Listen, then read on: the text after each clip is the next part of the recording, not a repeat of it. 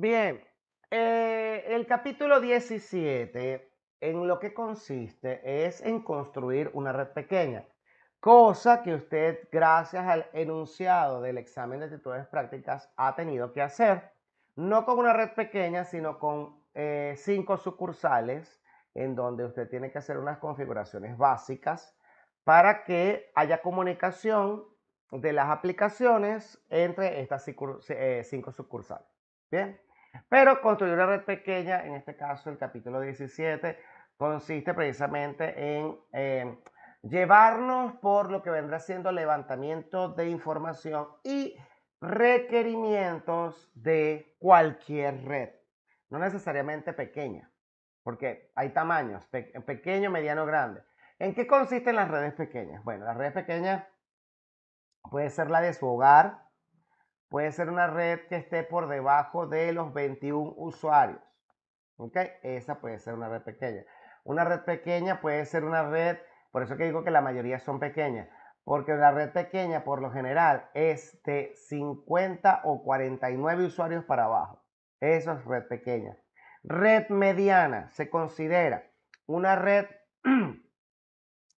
con usuarios, cantidad de 51 a 200 usuarios. Eso es una red mediana.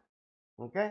Y red grande, obviamente estamos hablando de 201 usuarios en adelante. ¿Y por qué digo en adelante? Porque a lo mejor la compañía tiene varias sucursales en varias partes del mundo y obviamente hay que comunicar a todas las sucursales. Entonces, por eso que les digo que son diferentes tipos de opciones a la hora de construir cualquier tipo de red.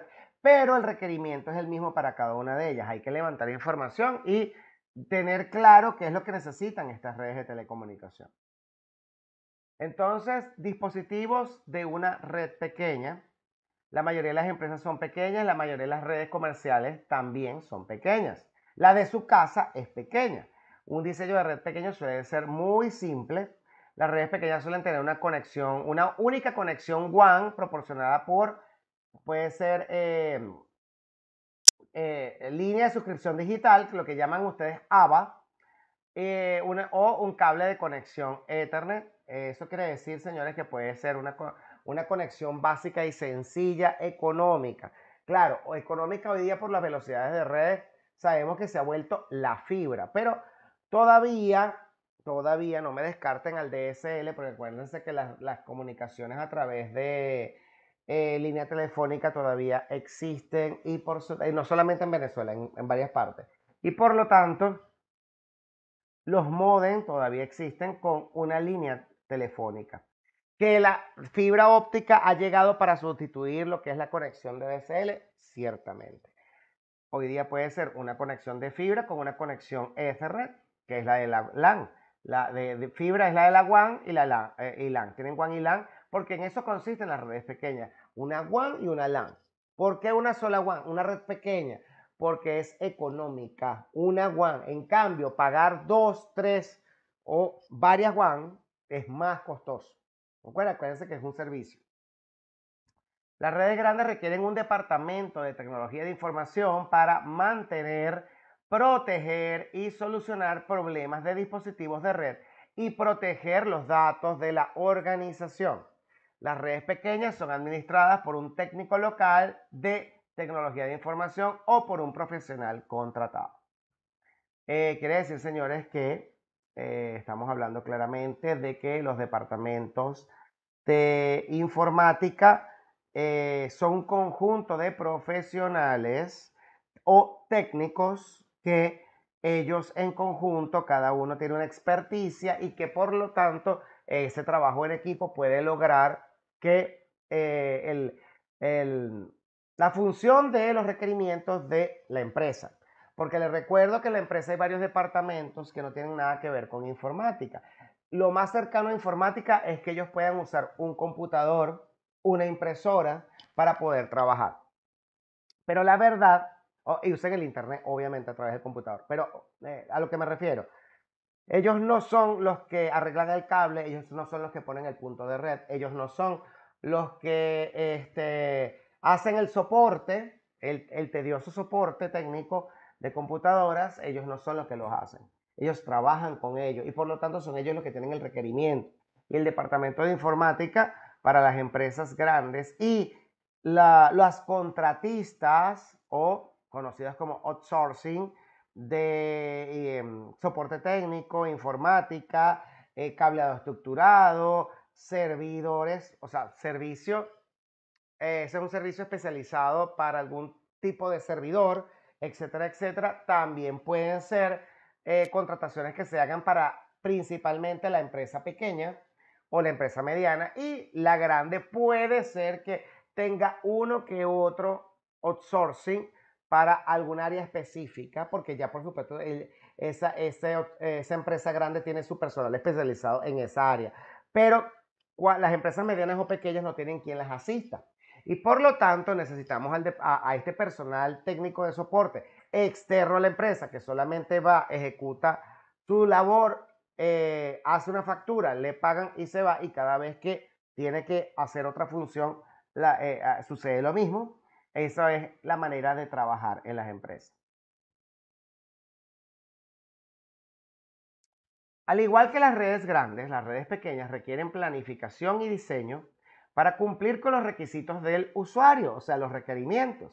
La planificación se asegura que la consideren debidamente los requisitos, factores de costo, opciones de implementación. Una de las primeras consideraciones de diseño es el tipo de dispositivo intermedio que utilizarán para admitir la red. Bien, señores, estos son los puntos importantes a la hora de hacer la solicitud de algún tipo de solución informática e incorporarla a la empresa. La primera de todas. Yo digo que la primera de todas, aquí dicen que costo es la primera, costo no es la primera. La primera es requerimiento, o sea, lo que debe hacer el servicio que quieres instalar. Hay que primero definir qué tipo de servicio es. Yo no sé si a lo mejor estamos hablando de cableado estructurado, yo no sé si estamos hablando de algún tipo de aplicación instalada en un servidor, yo no sé si estamos hablando de un sistema operativo. O sea, hay que definir primero de qué estamos hablando, ¿ok? Luego, ahora sí viene costo, porque ahora tú tienes que buscar presupuesto en varios vendedores o partners, porque realmente se le dicen partners. Estos vendedores, estas empresas de servicio o de hardware, porque también puede ser que tú necesitas un servidor hardware y tú tienes el personal técnico en la empresa que va a montar el software de ese hardware. Está bien, eso es posible también. Pero la verdad es que tienes que buscar presupuesto, a ver, comparar precios, validar que ese precio que te están dando realmente cumple con todos los requerimientos de hardware y software que tú necesitas para implementar. No puedes descartar eso. Velocidad de puertos e interfaces forma parte del requerimiento. Estamos hablando de que, obviamente, usted para hacer solicitudes de costos necesita validar qué tipo de interfaces de red necesita, porque pueden ser interfaces de fibra, pueden ser interfaces UTP, pueden ser interfaces Ethernet UTP, que son para conexión UTP, pero a lo mejor con mayores velocidades. UTP te aguanta hasta 10.000. Fibra óptica también aguanta hasta 10.000, solamente que fibra óptica es más costosa que UTP, y ambos trabajan con la tecnología Ethernet. Tú verás para qué lo necesitas. Puede ser que a lo mejor solamente tú necesitas un servidor para instalar la base de datos, por ejemplo, de contabilidad. Ah, bueno. Si necesitas un servidor de instalación de la base de datos de contabilidad, imagínate, del sistema de contabilidad. Puede ser que las velocidades no tengan que ser las más costosas. Sin embargo, en cuanto a servidores, hoy día hay tarjetas que son obligatoriamente de giga, ¿bien? En servidores, lo que llamamos servidores de verdad. Ahora, dependiendo del requerimiento, tú también podrías a lo mejor tener una base de datos de contabilidad en la nube. Eso es otro servicio que debemos tomar en cuenta, porque hoy día existen máquinas virtuales, es un servicio que se paga, te dan una máquina virtual y tú puedes instalar implementar también tu base de datos de contabilidad de allí. Claro, tienes que tomar en cuenta las consideraciones con respecto a tener un servidor físico o a un servidor en la nube. El servidor en la nube, por supuesto, te vas a ahorrar espacio utilizado, corriente, te vas a ahorrar UPS, te vas a ahorrar bueno, depende, el personal técnico depende. Si el personal técnico de programación para la base de datos sabe manejar tranquilamente, te puede a lo mejor cobrar él como outsourcing, ¿ok? Puede ser empleado también y está como empleado, él está obligado a hacerlo porque forma parte de sus funciones. Eso también puede abaratar costos. Pero la verdad es que tenemos que estar claros de cómo se va a implementar la base de datos, los requerimientos, si es que se va a manejar en la nube. Ahora, si se va a manejar físicamente, tienes que considerar UPS, espacio físico, el rack donde va a estar instalado el servidor. Si no tenemos un rack, que es muy normal porque estamos hablando de empresas pequeñas, porque empresa grande estás obligado a usar rack, pero empresa pequeña no necesariamente tienes que usar un rack, puedes usar uno pequeño, pero no necesariamente tienes que usarlo. Entonces, por el tema de los costos, si estamos empezando con una empresa pequeña, entonces no hay presupuesto a lo mejor para el tema de los racks. Bien, tienes que buscar un espacio donde el servidor esté protegido contra humedad, esté protegido contra acceso de personas, de personal no autorizado. Les recuerdo que ahí podría estar la base de datos de contabilidad y no creo que usted quiera que cualquiera toque ese servidor. Si estamos hablando de un servidor físico, ¿no? Podemos trabajar también con una solución híbrida. Eso yo creo que es ideal, pero depende del punto de vista de cada quien. Hay quienes prefieren exclusivamente la nube. Bien, trabaja con la nube, te apoyo 100%. Bien, si quieres trabajar en la nube. En la nube solamente tienes que tener una consideración importante que no debes olvidar. Siempre debes tener el servicio de internet activo para poder acceder a la nube y siempre tienes que tener energía eléctrica.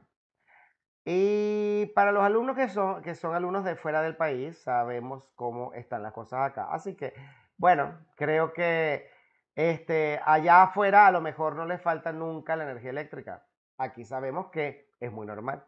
Entonces las consideraciones a la hora de tener un dispositivo en la nube son esas. Claro, físicamente tú dirás, bueno, pero si no estoy en la nube necesito que mi energía eléctrica en mi sitio también. Claro, los aparatos se encienden con energía eléctrica, ¿bien? Pero en el sitio tú puedes tener a lo mejor un UPS de varias horas que puede aguantar el golpe, mientras el personal de administración puede trabajar directamente a él. Esas cosas, señores, aunque parecen muy tercermundistas y le parecen muy cavernícolas, esas cosas las hemos tenido que hacer los informáticos para poder sobrellevar el tema de la carga energética.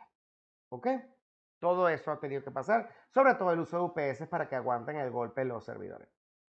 Y no se quemen, porque ahí está, si va a estar la base de datos de contabilidad allí, oye, a ti no te conviene que se queme. Puedes tener una solución híbrida que me parece la más ideal.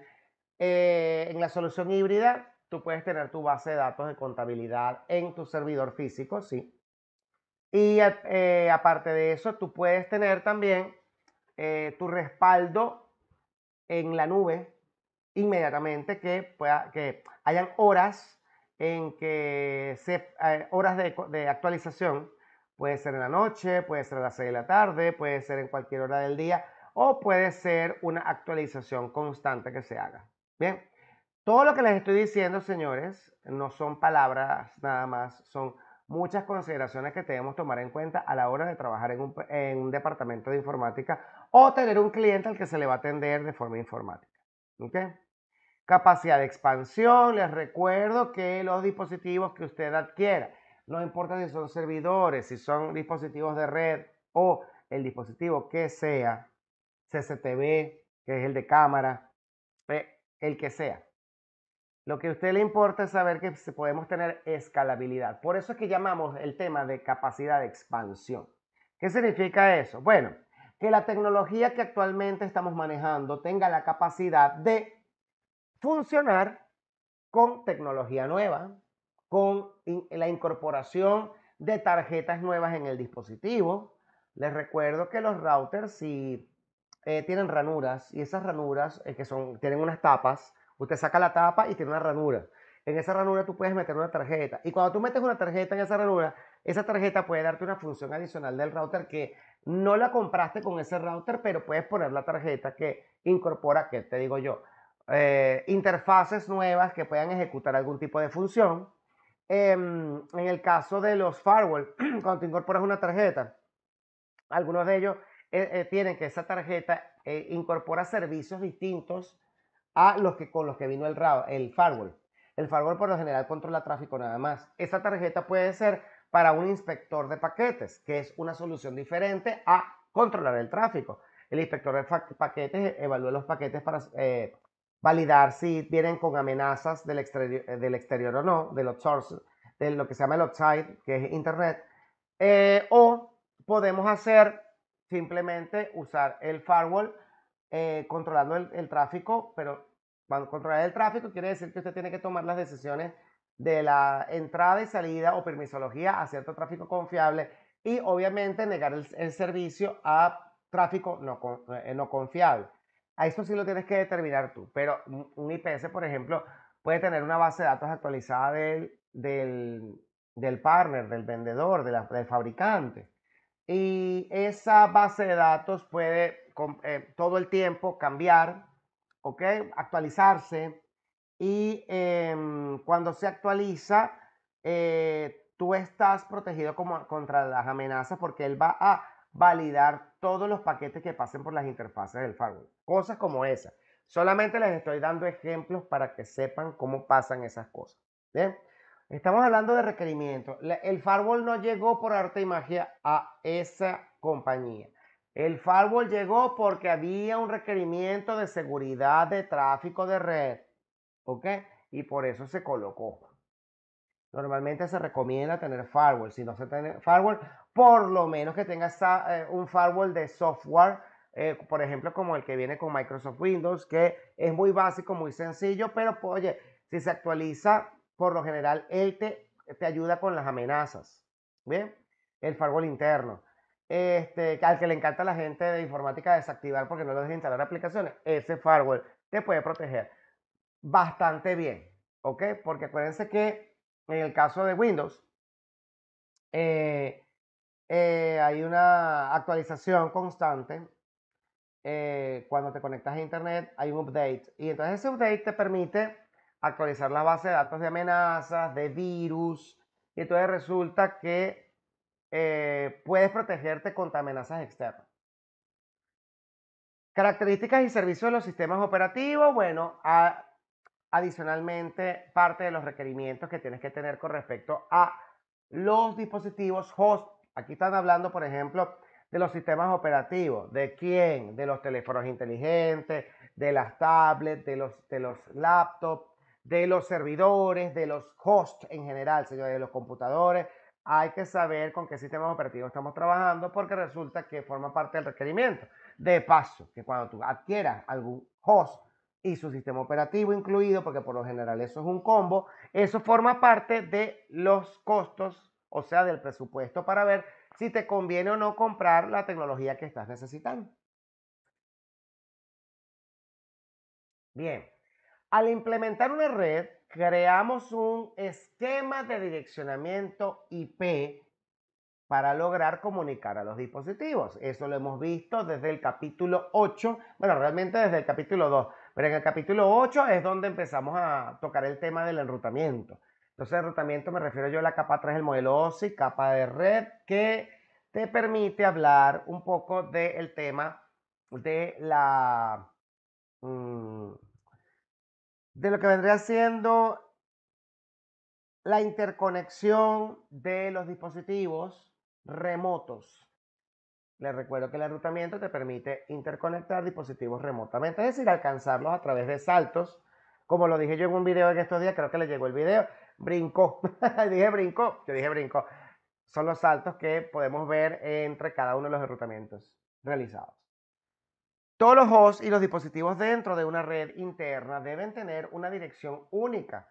Entre los dispositivos que se incluirán en el esquema de direccionamiento IP se incluyen los siguientes: dispositivos de usuario final, número y tipo de conexiones, es decir, por cable, de forma inalámbrica o de acceso remoto. O sea, señores, ¿qué va a usar ese usuario final para conectarse? Un teléfono inteligente que es inalámbrico. ¿Qué va a utilizar? Un computador para conectarse, que es alámbrico o inalámbrico, porque hoy día existen unas antenitas pequeñitas que tú las pones en los puertos USB y el CPU se convirtió en inalámbrico. Bien, bueno, entonces puede ser a lo mejor. Tenemos la cobertura necesaria para poderlo hacer, esa es otra consideración que debes tener, ¿ok? Pero la cobertura tiene que ver con el tema de los dispositivos de red. Estamos hablando en este momento de dispositivos de usuario final y usted sabe perfectamente que estamos hablando de los hosts. ¿Cuáles características van a tener esos hosts? ¿Qué cantidad de hosts son?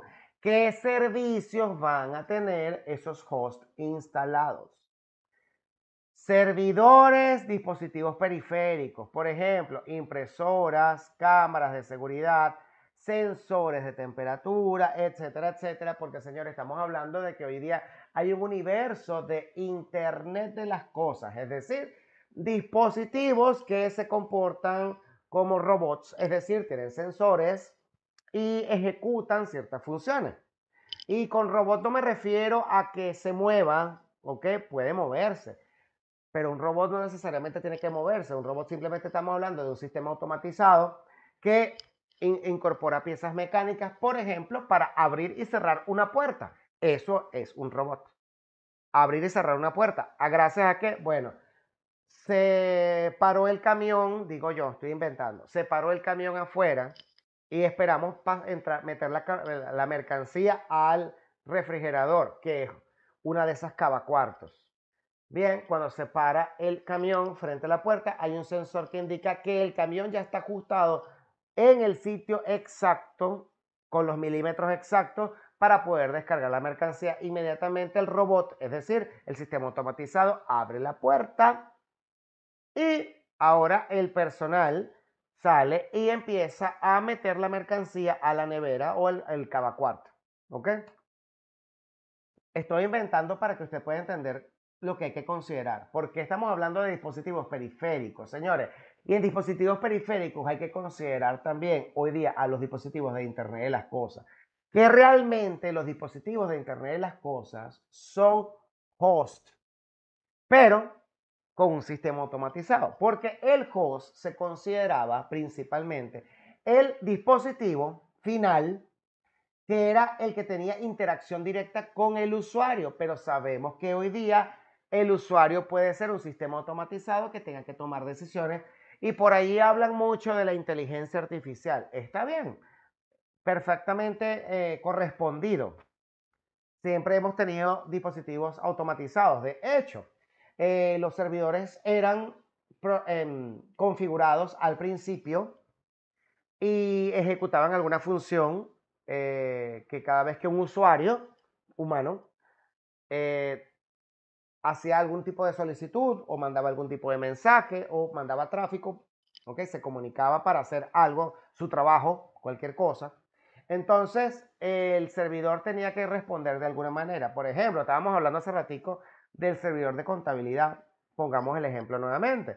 El usuario está entrando en la aplicación software, ¿okay? O sistema de contabilidad que lo tiene el host del piso 8 y tiene que comunicarse con el servidor de que tiene la base de datos de contabilidad que se conecta a esa aplicación, está en el data center. Entonces resulta que hay que establecer una comunicación con él. Pero claro, el que configuró el servidor solamente lo configuró una vez y de vez en cuando hace revisiones y hay respaldos constantes. Está bien, eso es todo lo que hace el personal del data center. Pero el usuario es el que interactúa con esa base de datos todo el día, de todos los días, ¿ok? Horas de todos los días. Entonces, quiere decir que ese es un robot que está haciendo respuestas a las solicitudes de los usuarios. ¿Bien? que la inteligencia artificial ya existía, solamente que ejecutaba funciones, en este caso, funciones específicas del sistema controlado por el usuario final, y lo que hacía el servidor era conectarte con la base de datos y de alguna manera generar la respuesta a la solicitud que el usuario hacía. Estoy ligando un poquito todo, es para que puedan comprender por qué en tu curso de CCNA tú vienes a aprender de redes, pero al mismo tiempo vienes a entender que es un universo informático que interactúa todo con todo. Eso es lo que yo quiero que tú aprendas y te lleves de mi curso. Dispositivos intermedios, incluidos los switches y puntos de acceso. No podemos olvidar que los intermedios, que son los de redes, también incluyen a los firewall, a los routers y, aparte de eso, a otros dispositivos con soluciones integradas. Quiere decir que ellos tienen varias funciones. Ahora son más pequeños, dependiendo de, por supuesto, las capacidades de este. Pueden ser más pequeños, pueden tener funciones incluidas de varios dispositivos, pueden tener módulos, ¿ok? Es decir, un aparato híbrido puede tener varias funciones. Las 4 funciones básicas de redes, les recuerdo que son router, switch, firewall y access point. Son las 4 funciones básicas, ¿bien? Pero no podemos olvidar que hoy día a esas 4 funciones básicas se han incorporado a través de aplicaciones de los sistemas operativos de estos 4 aparatos que mencioné, se han incluido funciones adicionales, como por ejemplo, ahorita les acabo de mencionar el tema de que yo puedo tener un firewall y en el firewall puedo incluir una tarjeta en la ranura de ese firewall, y ahí puedo tener un IPS, o sea, un inspector de paquetes, un servicio de inspector de paquetes. También puedo tener otro tipo de servicio especializado, como por ejemplo, puedo tener un filtro de contenido, puedo tener un filtro de correo electrónico, ¿ok?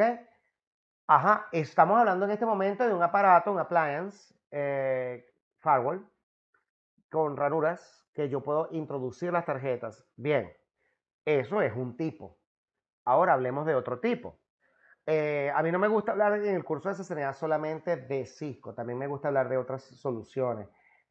La solución más económica, pero maravillosamente funcional en estos momentos en Venezuela es MikroTik. Funciona bastante bien con la mayoría de las empresas pequeñas y medianas, bastante bien, bastante bien. Obvio, también hay un requerimiento si tú necesitas un dispositivo que maneje más cantidad, una mayor cantidad de paquetes. Obvio, tú tienes que comprar el aparato que se ajuste a tu necesidad. O sea, tienes que ver cuánta es la cantidad de paquetes que tú vas a manejar, o si no tienes una solución que te diga la cantidad de paquetes, bien, entonces podemos hacer solicitudes de servicio. ¿Cuántas solicitudes de servicio puedes manejar? Bueno, eso va a depender de cuántos usuarios tengas.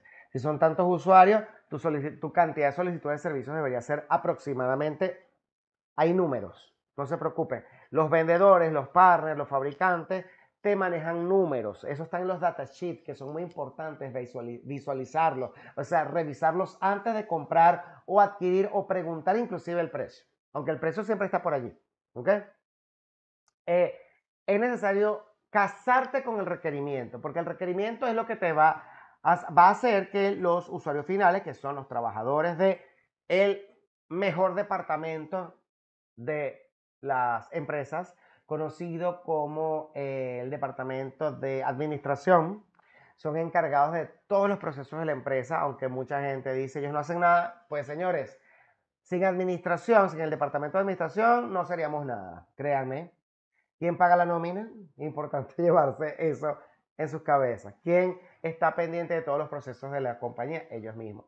Mucha gente los confunde con contabilidad. Contabilidad es una especialización dentro del departamento de administración. Obviamente son tan necesarios como cualquier otra porque ellos son los que llevan las cuentas, entrada y salida de ingresos, ingreso y egreso. Todos los departamentos se comunican bien, a través de las redes de telecomunicación. Para eso viniste tú a este curso. Es importante que te lo lleves en tu cabeza. Se recomienda planificar, documentar y mantener un esquema de direccionamiento IP basado en el tipo de dispositivo. El uso de un esquema de direccionamiento IP planificado facilita la identificación de un tipo de dispositivo y la solución de problemas. Por supuesto, porque ya te llevaste los requerimientos, ya tú sabes el direccionamiento IP que aprendiste a calcular en mi curso, aprendiste a implementarlo. No importa si la solución es Cisco, Fortinet, Juniper, PFSense, MikroTik, no importa, señores. Tú lo que viniste a este curso fue aprender introducción a redes de telecomunicación. Te puedo asegurar que aunque tengan interfaces gráficas diferentes o comandos diferentes, todos sirven para lo mismo. ¿Ok? Y vienes a integrar toda esa información para llevarte lo mejor de cualquiera de las soluciones. No te tocó configurar un router Cisco, te tocó configurar un MikroTik, no te preocupes. Tú buscas la guía de cómo se configura lo que tú quieres hacer, tal y como yo te enseñé a configurarlo, con las consideraciones que tienes que hacer, default gateway, direccionamiento IP, una dirección IP para cada dispositivo, enrutamiento respectivo, etcétera, etcétera, más lo que vas a aprender en el segundo módulo que es maravilloso. Y te puedo asegurar que te podrá ir muy bien con el MikroTik o con el PFC o con la solución que te provoque utilizar. ¿Ok? Llévate eso en tu cabeza porque es importante que lo tengamos afianzado. Redundancia en redes pequeñas. Importantísimo, señores. Yo lo llamo alta disponibilidad. Todo el mundo le dice coloquialmente redundancia. Bueno, realmente la palabra redundancia no es una palabra coloquial. Pero digo coloquialmente porque es la más utilizada. Siempre redundancia, redundancia, redundancia. Y nadie lo llama como es. Alta disponibilidad. Significa que al haber un servicio caído, otro puede responder por el caído y la red continúa trabajando. El usuario pudo a lo mejor haber sentido algún tipo de, ¿cómo le llamamos a eso? Algún tipo de inestabilidad en la comunicación en algún momento. Bueno, lo peor que pudo haber pasado fue que la comunicación se quedó en ese momento inhibida o se cerró la sesión o vamos a suponer que eso haya pasado o la página web quedó en espera de abrirse y no se abrió porque pasó algo en ese segundo. Lo peor que puede pasar es que le vuelvas a dar a enter, lo peor que puede pasar es que le des otra vez al botón, lo peor que puede pasar es que te vuelvas a loguear, ¿ok? Pero, ¿qué es lo mejor que puede pasar? Lo mejor es que, chévere, vamos a suponer que perdiste 5 segundos, 7 segundos por el failover, así es como se llama. Failover, los dispositivos toman un tiempo para recuperarse de la catástrofe que lo más inmediatamente posible puede ser un failover, a lo mejor si dure 7 segundos, a lo mejor dure un poquito más de tiempo, a lo mejor dura un segundo. Eso depende de los dispositivos de hoy, eso depende de las marcas, de los fabricantes, de los sistemas operativos. Yo no tengo la verdad absoluta para poderte decir este tipo de servicio, porque hay que averiguar primero qué tipo de servicio estamos hablando. Se tarda tantos segundos en recuperarse de una caída. No te lo puedo decir en este momento. Tenemos que hacer las pruebas en vivo para poder saber en cuánto tiempo. De todas maneras, puedes apoyarte con los fabricantes para saber si algo funciona correctamente o no. Otra cosa que le sugiero a la mayoría es que, aunque les parezca muy anticuado, usted no tiene idea de cómo resuelven problemas, meterse en esos foros que están por allí. Sí, porque lo que pasa es que como las cosas han cambiado hoy día y llegó la fibra óptica para hacer más veloz nuestras comunicaciones, creemos que todo lo vamos a conseguir en YouTube o en alguna explicación en video de otro tipo de solución. Bien, señores, sí, es maravilloso porque a través del video, de varios videos, conseguimos varias soluciones, pero hay soluciones que no las conseguimos en video. Lamentablemente, hoy día todavía hay soluciones que no están plasmadas en video. ¿Ok? Entonces es bueno meterse en los foros, eso sí, no le vayas a soltar plata a nadie así como así, porque los foros también sirven para poder pedirle dinero a la gente o estafarla. No, usted va a entrar a un foro, es a preguntar algún tipo de información a varios foros, recomiendo varios foros para que tengas varios tipos de información y puedas conseguir a lo mejor no la verdad absoluta, pero parte de la verdad en varios tipos de comunicaciones diferentes o informaciones diferentes con respecto a un servicio. Oye, ¿cómo funciona el Spanning Tree? ¿Y tú crees que el Spanning Tree en tal marca funciona mejor que en otra marca? Ok, es bueno, ese tipo de pregunta es buena. ¿Y por qué dije Spanning Tree? En el segundo módulo de SSNA, el siguiente curso que vamos a ver Spanning Tree Protocol, que no solamente es un protocolo de Cisco, también es un protocolo de otras marcas, gracias a la IEEE que lo ha estandarizado para que funcione como un algoritmo en donde podamos recuperarnos del corte de comunicación entre switches, porque el Spanning Tree funciona es entre switches, ¿ok? Y es maravilloso porque tú puedes tener una interfaz bloqueada hasta que se cae un cable que era el servicio principal y la que estaba bloqueada ahora se desbloquea. No te preocupes, yo te explico todo eso en el segundo módulo, pero es importante que te lo lleves como parte del contenido maravilloso que nos vamos a encontrar en el segundo módulo. Spanning Tree te sirve para eso. También tenemos el HSRP, que lo vamos a ver en el segundo módulo también, en donde tenemos un Default Gateway virtual en donde una puerta de enlace, pues si te gusta decirlo en castellano, una puerta de enlace en donde tú vas a acudir siempre a ella y resulta que puedes tener por detrás de ella, de la virtual, puedes tener dos routers utilizando la misma puerta de enlace virtual. Cada uno de ellos tiene una puerta de enlace real y si se cae uno, entonces el otro queda como activo.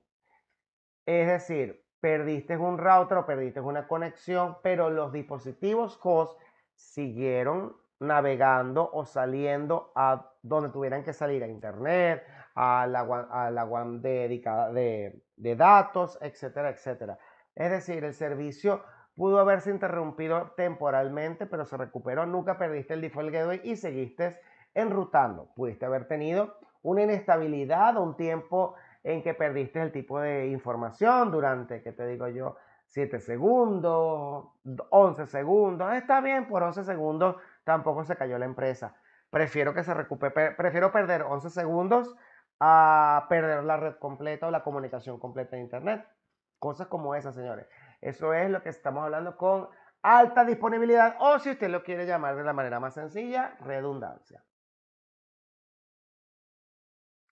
Administración de tráfico. Señores, algo importante que tenemos que levantar información en la empresa es llevarnos siempre la idea de que hay que analizar el tráfico. Miren, señores, todas las empresas son diferentes, todas.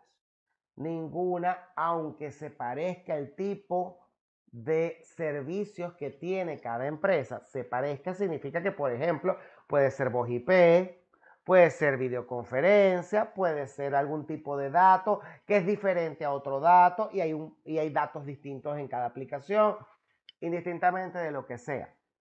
Cada empresa tiene aplicaciones distintas utilizadas para hacer sus funciones, es decir, las labores de los usuarios. Entonces, hay que evaluar el tipo de tráfico de red dentro de las empresas, porque cada una es distinta, cada una es diferente.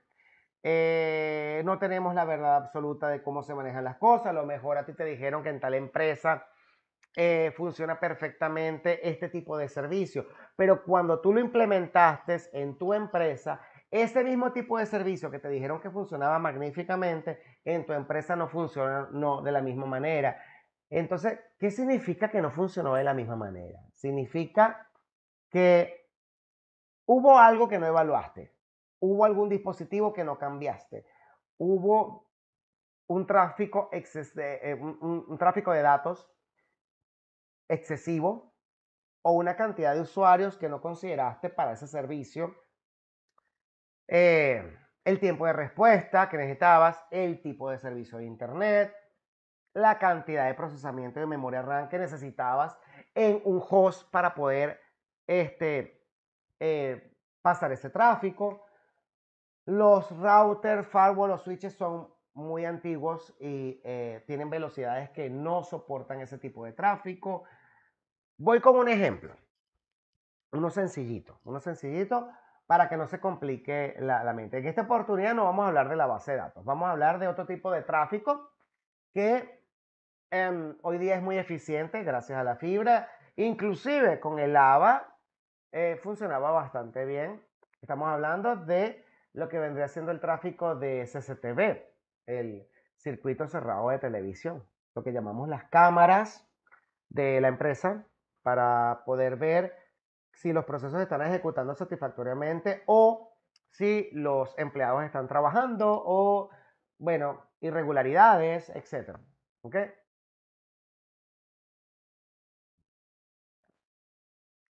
Asegurar algún tipo de la empresa, donde, no sé, a lo mejor hay mucha soledad o no hay suficiente iluminación y entonces necesitamos resguardar esa zona, etcétera. El punto es que, ¿qué pasa con la solución de DVR? Y sí, una pregunta que me hace todo el mundo, ¿qué haces tú dando CCNA y hablando de DVR? Por Dios. Si hoy día existen son los NVR y los DVR pasaron, señores, los DVR se siguen configurando.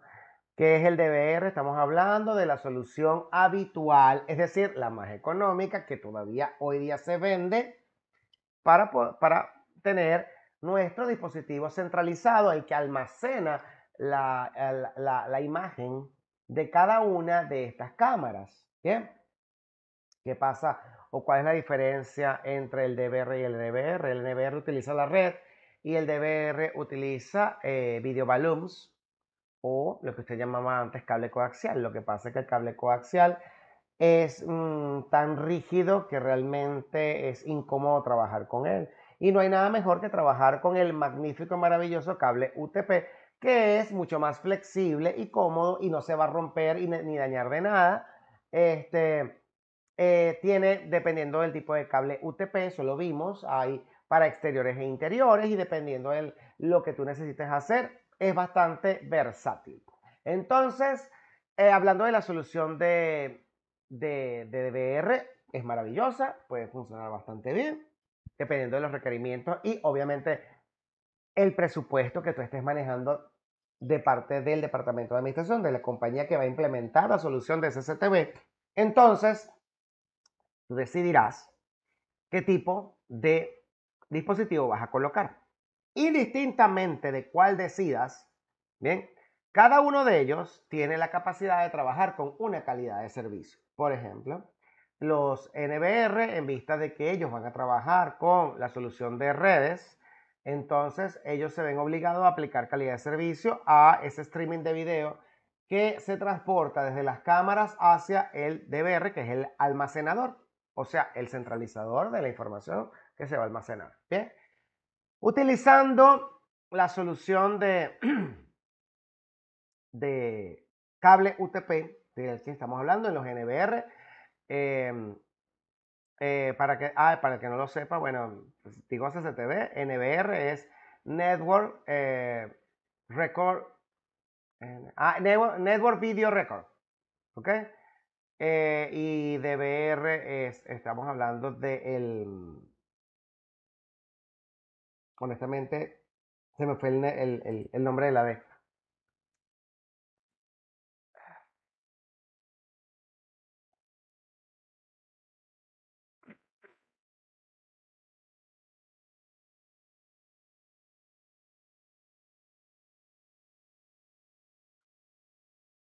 Digital Video Recorder y Network Video Recorder, ¿ok?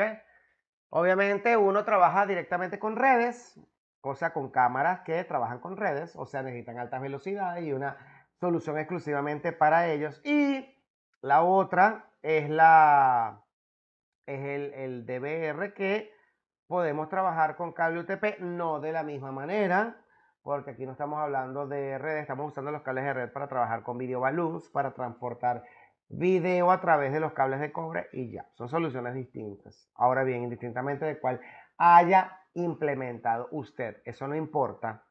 Quiero que comprenda que la gente, pues es decir, el dueño de la empresa, desea validar lo que está pasando en su empresa a través de la aplicación del teléfono y él está en su casa en Europa.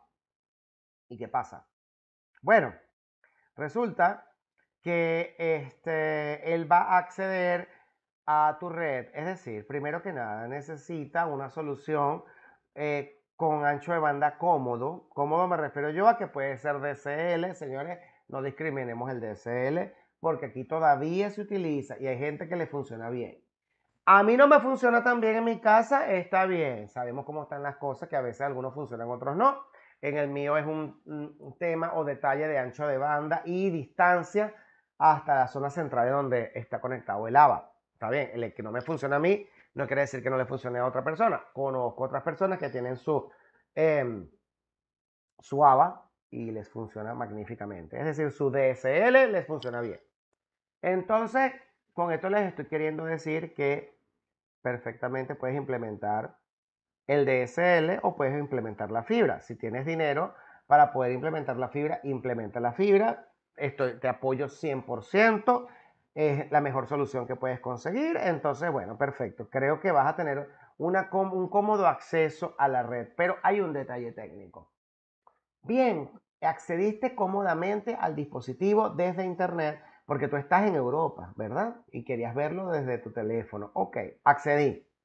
Estoy viendo las cámaras, estoy viendo lo que está pasando allí. Perfecto. Resulta que cuando me doy cuenta de que tengo un extraño comportamiento de algunas de las cámaras o no las visualizo correctamente. ¿Y qué podría estar pasando? Bueno, internamente en la red LAN, y aquí no estamos hablando de la fibra, tú decides, te puedo asegurar que el DVR o el NVR ajustarán las cosas a trabajar o con o la fibra o con el DSL o con el servicio que sea. Porque puede ser inalámbrico también, puede ser antena. Internamente puede pasar algo distinto. Por ejemplo, yo tuve un cliente en donde él tenía una solución de 10-100 de una computadora que era la computadora del vigilante, que era el que tenía que ver las cámaras. Y por supuesto en esta solución de 10-100, es decir, la interfaz 10-100 megabits por segundo, no era lo suficientemente veloz el switch como para poder pasar todos los paquetes o poderlos visualizar. Entonces ellos tuvieron que cambiar la interfaz del computador a una interfaz de 1000 megabits por segundo, es decir, lo que usted conoce como giga. ¿Y qué pasó? Bueno, resulta que si me cambias la interfaz del computador a giga, también me tienes que cambiar el router, perdón, el switch, me tienes que cambiar el switch principal a giga, a 1000 megabits por segundo para que funcione correctamente. Entonces tuvieron que cambiar el switch principal y ahí magia. Se solucionó el problema de la pésima visualización de las cámaras porque ahora las interfaces de del switch incorporaba mayor velocidad para poder acceder al DVR y poder visualizar la información. Entonces, son ejemplos como eso. Claro, yo te estoy diciendo un ejemplo básico y sencillo acerca de una solución de CCTV. Vamos a suponer que no estamos hablando de una solución de CCTV, vamos a suponer que estamos hablando de una empresa como un banco. El banco tiene una página web a la cual tú puedes acceder a tu estado de cuenta, pero no estamos hablando de nada más de ti. Estamos hablando de todos los usuarios que están regados por todos lados, no solamente en ese país. Puedo a través de una VPN acceder a la página web y de ese país y en ese banco, todo el mundo tiene que acceder a ese banco, colocar las credenciales, ver su información oportunamente para poder hacer transferencias o manejar el dinero como quiera. Entonces, señores, estamos hablando de una exigencia muy superior para ese servidor o servicio que está en la nube, donde se aloja normalmente en un data center en alguna parte del planeta. Habría que ver en qué data center está. Obviamente el data center debe tener la última tecnología de conexión. Es decir, estamos hablando de que tiene que tener un firewall que evite que cualquiera pueda hacer cosas extrañas hacia ese servicio que está activo, para evitar denegaciones de servicio. Para eso buscamos el firewall y otras defensas que pueden haber maravillosas, seguridad de redes. Y aparte de eso, em, tenemos solicitudes constantes, o sea, necesitamos anchos de banda lo suficientemente poderosos y fuertes, y varios, no uno solo, varios, porque resulta que se llega a caer uno o se llega a denegar el servicio de uno, entonces tenemos que salir por un secundario, un terciario, ¿ok? Y así sucesivamente. Tenemos que manejar un procesamiento bastante bueno dentro de ese servidor web para que podamos gestionar cómodamente. Cómodamente me refiero yo de que no tiene que ser el servidor más veloz del planeta, pero lo suficientemente bueno como para realizar las funciones cómodamente, y si hay varios usuarios conectándose al mismo tiempo, que de hecho es así, entonces tenga la capacidad de poder gestionar a varios de esos usuarios al mismo tiempo y que todo el mundo pueda ver sus movimientos. Esos son los requerimientos, señores. Y todo eso como se logra, evidentemente, evaluando el tipo de tráfico de red para poder levantar información acerca de qué se va a implementar en esa compañía. Porque en la compañía nada más no se implementa un computador y ya. Ese computador tiene servicios, o sea, software que va a trabajar contra el cual el usuario va a trabajar. ¿Bien? Y depende de ese software. Entonces, son muchos tráficos diferentes generados dentro de esa red, y por lo tanto esas distintas formas de tráfico yo le enseñé a usted en el capítulo 3 a poder monitorearlos y poder detectarlos a través de algo conocido como sniffer. El sniffer que utilizamos acá en Cisco fue el de Wireshark, pero de todas maneras, indistintamente de que sea el de Wireshark o sea otro, tiene que recordar que lo que importa es que detecte el tipo de tráfico que hay para poder tomar las consideraciones necesarias a la hora de adquirir los dispositivos de red que puedan soportar esos dispositivos. Si es un dispositivo firewall, que puedas aplicar calidad de servicio, que puedas proteger, es decir, permitir o denegar tipos de servicio, también para evitar abarrotar el ancho de banda del servicio de Internet o los servicios de Internet, que pueden ser varios. Failover, para que pueda haber alta disponibilidad. Si un servicio se cae, pueda levantar otro para seguir con la continuidad del trabajo o de la operatividad. Cosas como esas son importantes. Bien, llegamos a aplicaciones y protocolos de red pequeño. Necesito saber si hasta este momento alguien tiene alguna pregunta.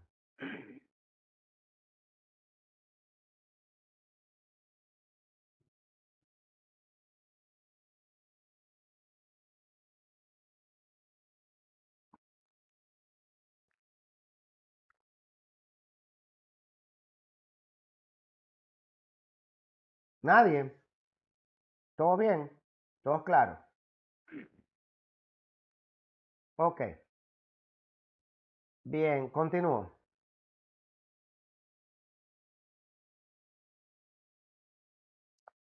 Entonces, aplicaciones y protocolos de redes pequeñas.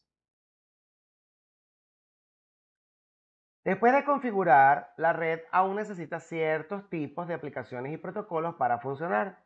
La utilidad de las redes depende de las aplicaciones que se ejecuten en ellas. Existen dos formas de procesos o programas de software que proporcionan acceso a la red: aplicaciones de red y servicios de capa de aplicación.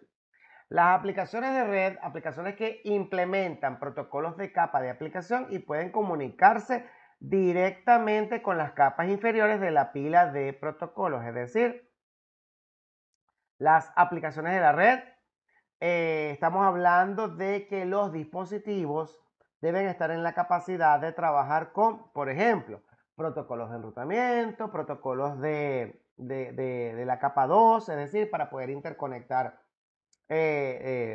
los, los medios a las interfaces, poder trabajar con esos medios a través de esas interfaces.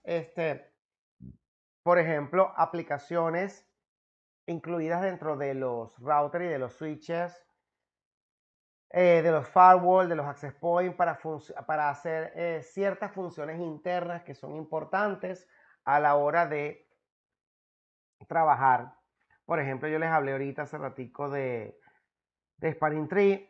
Spanning Tree tiene una configuración, un algoritmo que puede venir por defecto de fábrica, o podemos parametrizarlo para que funcione a nuestro antojo. Entonces,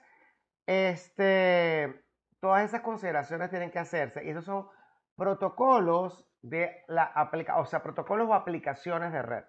¿Ok? Tenemos también los servicios de la capa de aplicación. Estamos hablando ahora sí de la capa 7. ¿Ok? Para aplicaciones que no son compatibles con la red, los programas que interactúan con la red y preparan los datos para su transferencia. Entonces, estamos hablando de que no son compatibles con la red, significa que no forman parte del sistema operativo de los switches, routers, firewall y access point. Es decir, no forman parte de estos sistemas operativos, quiere decir que están dentro de los hosts. Por ejemplo, el servicio de voz IP. Por lo general tiene un número de puerto en la capa 4 del modelo OSI. De resto, todo lo demás es dirección IP. Chévere.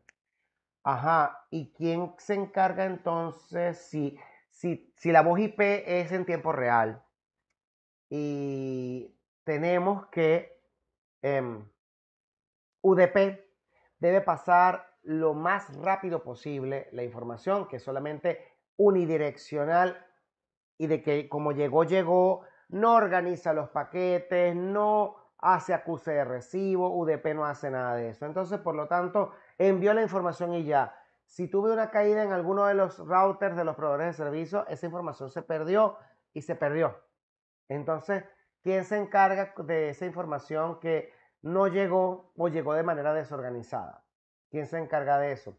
Señores, la capa de aplicación, es decir, el programa que usted está utilizando para transferir, transmitir y controlar esa aplicación de voz IP en este ejemplo, él es el que se encarga de etiquetar esos paquetes, el que se encarga de ese tipo de información, poderla aplicar protocolos a ella para que pueda hacer, por ejemplo, el acuse de recibo que usted no ve en la capa 4, ¿verdad? O sea, en la red, capa de transporte. Usted lo puede controlar a través de la capa 7. Claro, tú dirás, bueno, pero ajá, y entonces, ¿para qué sirve la capa 4 si la capa 7 se va a encargar? Ok, señores, eso no es para todas las aplicaciones y software. Hay aplicaciones y software que tranquilamente pueden trabajar con la capa 4. Todas las que trabajan con TCP, que son las principales que pueden tener acuse de recibo y ordenar por número de secuencia los paquetes, como los segmentos como vienen. Y hay aplicaciones en tiempo real que usan UDP, envían información y ya, y tú no sabes ni control ni nada de estas aplicaciones. Entonces, la capa 7 se encarga de hacer todo eso, como por ejemplo aplicar la calidad de servicio a esa información, a ese dato respectivo. No se preocupe, cada aplicación es distinta. Lo que importa es que usted, cuando vaya a implementar algo, por lo menos vayas a internet y te busques un datasheet o te busques información referente a estas aplicaciones. Protocolos comunes. Protocolos de redes admiten los servicios y aplicaciones que usan los empleados en una red pequeña. Eso lo aprendimos en el capítulo 14, en donde sabemos que cada uno de estos datos vienen representados por un número de puerto. Eso no lo puedes olvidar. Los administradores de red suelen requerir acceso a los dispositivos y servidores de red. Las dos soluciones de acceso remoto más comunes son Telnet y SSH, pero aquí nos vamos a olvidar de Telnet y vamos a usar exclusivamente SSH, Secure Shell, que es el que es encriptado para conectarnos remotamente a los dispositivos de red. Podemos utilizar el protocolo de transferencia de hipertexto, que es el HTTP, pero sabemos que eso es en texto plano, así que yo recomiendo que el protocolo de transferencia de hipertexto seguro, que es el HTTPS. De todas maneras, te vas a ver obligado a utilizarlo cuando, por ejemplo, te conectas a una página web del banco. Se va a activar el HTTPS inmediatamente. Quiere decir que por detrás de él va a utilizar el Secure Socket, ¿ok? Que es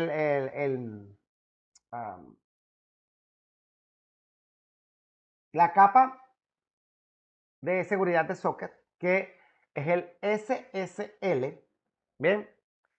Y el HTTPS, por supuesto, va a permitir encriptar la información que tú vayas a acceder, ya sea a tu página de banco o cualquier página que incorpore un sistema de compra y venta a través de Internet.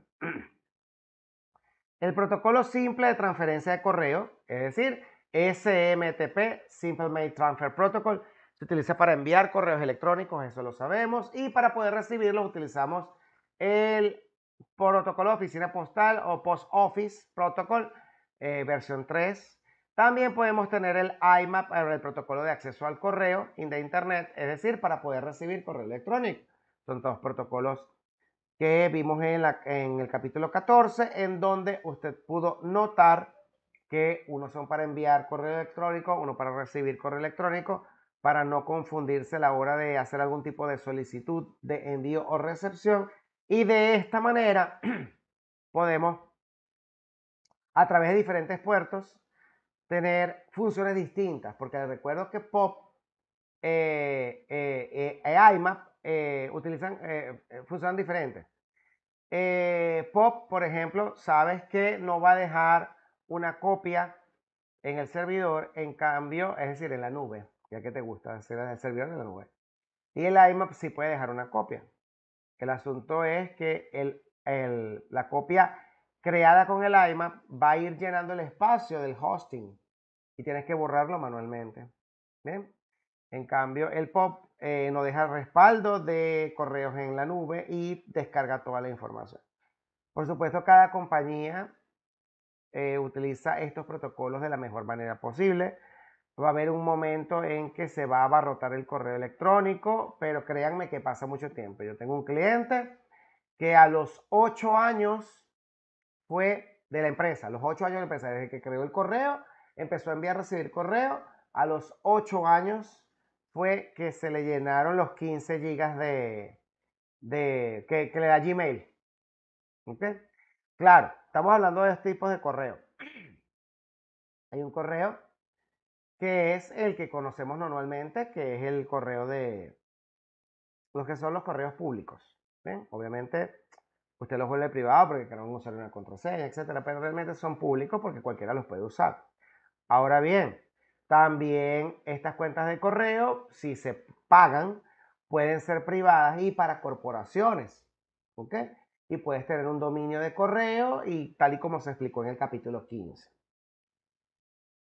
El protocolo de transferencia de archivos FTP, acuérdense que File Transfer Protocol sirve para transferir archivos dentro de la red de manera segura, pero realmente hoy día se utiliza uno mucho más seguro, que es el protocolo de transferencia de archivos de seguridad, o sea, en este caso Security File Transfer Protocol, para poder encriptar la información que se transmite a través de la red. Les recuerdo que el FTP te garantiza acuse de recibo y puedes saber si llegaron todos los datos para hacer que la información sea confiable, la que se envió, que llegó totalmente. Se utilizan para descargar y cargar archivos entre un cliente y un servidor FTP. Los clientes utilizan el protocolo de configuración dinámica de host, DHCP, para adquirir una configuración IP de un servidor DHCP. El servicio de nombres de dominio, el DNS, resuelve los nombres de dominio, eso lo vimos desde un principio. Y el DHCP obviamente te entrega dirección IP, máscara, default gateway, DNS, dominio y opciones adicionales. Un servidor podría proporcionar varios servicios de red. Por ejemplo, un servidor podría ser un servidor de correo electrónico, un File Transfer Protocol y un servidor de SSH. Cualquiera de ellos puede cumplir varias funciones. ¿Por qué? Porque usan números de puerto distintos. ¿Qué es lo que tú tienes que validar de un servidor? Que el servidor tenga la capacidad de poder soportar varios procesos, es decir, que el procesamiento sea cómodo. ¿Bien? Ante los requerimientos. Ajá, me están haciendo una pregunta acá, no sé, déjame ver. Nicolás dice, profe, ¿qué protocolo es el Quick? Salió en un ejemplo del capítulo 17, pero no supe entender cuál era su función. No sé cuál es el Quick, o si se escribe así, no sé cuál es el Quick, pero podemos escribirlo acá. Déjame averiguarlo. Pero dime en qué parte salió para saber, porque me estás diciendo que el capítulo 17 es este.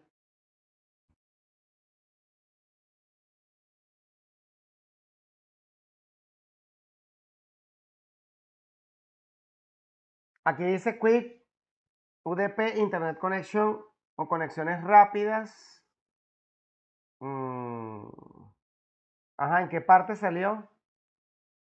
Dime para saber de qué me estás hablando.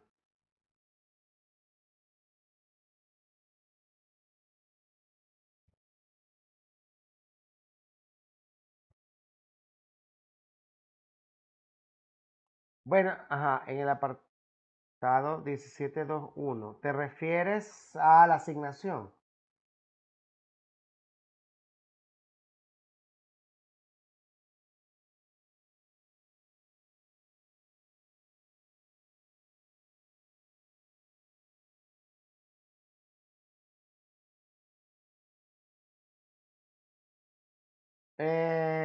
¿Cuál es ese?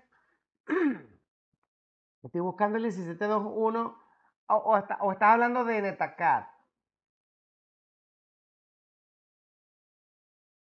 porque aquí no veo 17.2.1, me imagino que es en Netacad.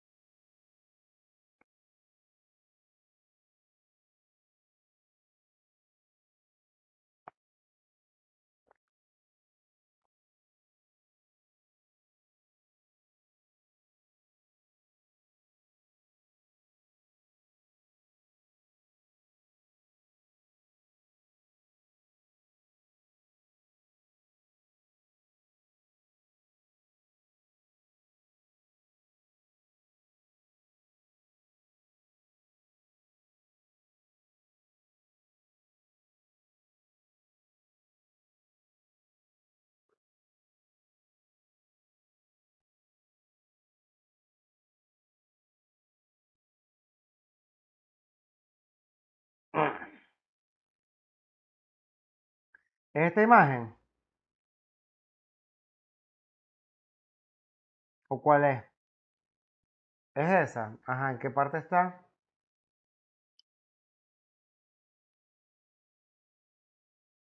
Lo que acabo de ver ahorita.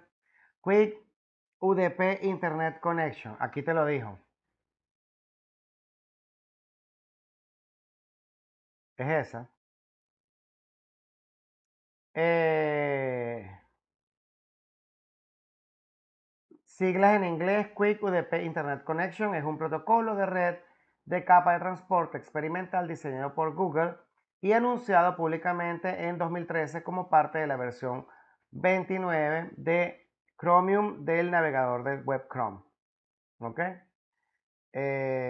Puerto que usa Quick.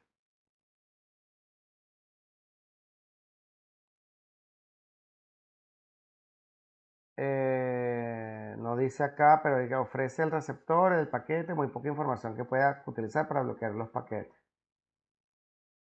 Bueno, aquí dice cómo habilitarlo, eso realmente ahorita no me interesa. ¿Por qué se desarrolló Quick? Ha sido diseñado para evitar la osificación del protocolo para que siga siendo evolucionable. A diferencia de TCP, que ha sufrido una osificación importante, en junio de 2015 se envió el ETF, un borrador de Internet de una especificación que Quick para su estandarización. Tendrá que buscar qué es el término osificación porque de verdad no sé qué es osificación. El proceso es el resultado de osificar un verbo que refiere al proceso que lleva a un elemento orgánico a transformarse en un hueso a obtener una apariencia similar a él. O sea, que es modificable. Eso es lo que quiere decir. Que se ha modificado TCP y han buscado la manera de usar Quick para que no sea modificable. Eso te lo voy a poner en castellano. Eso es un protocolo propietario de Google y obviamente modificado por él para que no afecte a sus aplicaciones o para que los firewall y los, ¿cómo se llama? Los firewall y los sistemas de seguridad no lo bloqueen. Porque el problema es que, fíjate una cosa, ¿sabes lo difícil que es bloquear a YouTube? Es difícil bloquear YouTube. ¿Por qué? Porque el YouTube no se permite bloquear. A menos que trabajes con un, un servidor de filtro de contenido donde el URL sea bloqueado. De resto es muy rudo, porque resulta que si tú bloqueas YouTube, bloqueas a Google y bloqueas a Gmail y bloqueas a otras funciones. ¿Okay? Estoy seguro que en este caso lo que quiere decir es que el Quick se refiere a un tipo de protocolo, especialmente creado por ellos para evitar, como dijo ahí, que lo bloquearan, como pasaba con el TCP o el UDP, que tú puedes bloquear el número de puertos. De esa manera, fíjate que te dijo que no le da casi información al dispositivo para que lo ignore y lo deje pasar. ¿Qué tipo de información me puedes dar? El tipo de información, el número de puerto para bloquearte. Si no te digo el número de puerto, tú no vas a detectar la información que yo tengo. Estoy seguro de que es uno de esos servicios experimentales que son brutales para el departamento de informática y hace que todos queden como yo. Estos protocolos de red comprenden el conjunto de herramientas fundamental de un profesional de red que define los procesos en cualquier extremo de una sesión de comunicación, tipos de mensaje, la sintaxis de los mensajes, el significado de los campos informativos, cómo se envían los mensajes y la respuesta esperada, interacción con la capa inferior siguiente. Precisamente esto que acabas de leer es la razón que evita que protocolos experimentales como ese Quick hagan. O sea, que te digan cada uno de los campos, la información que tiene él, ¿para qué? Para que dependiendo de cualquiera de estos campos, tú puedes tener diferentes aplicaciones que bloqueen este tipo de puertos o tipo de datos. ¿Ok? Muchas empresas han establecido una política de uso de versiones seguras, por ejemplo, SSH, SFTP, HTTPS. De estos protocolos siempre sea posible. Es preferible que los utilicen los seguros. Aplicaciones de voz y video, es decir, aplicaciones en tiempo real, de la cual hemos hablado en varias ocasiones. Las empresas actuales utilizan cada vez más telefonía IP y los medios de transmisión para comunicarse con los clientes y socios comerciales, además de permitir que sus empleados trabajen de forma remota. El administrador de red debe asegurarse de que se instalen los equipos adecuados en la red y que se configuren los dispositivos de red para asegurar la entrega según las prioridades. Los factores que un administrador de una red pequeña debe tener en cuenta al admitir aplicaciones en tiempo real. Primero, infraestructura, señores. Si no tienes hardware, si no tienes software, ¿verdad? Entonces no puedes montar cosas porque te provocan. Es verdad que hoy día todo es público y todo está en la nube. Está bien, chévere. Los servicios los puedes pagar directamente en Google y vas a tener algún tipo de servicio funcionando maravillosamente. Ahora, quiero que abras tu mente por un momento y pienses que, por ejemplo, no tengo la infraestructura de internet con el ancho de banda suficiente para poder soportar a 200 usuarios, por ejemplo.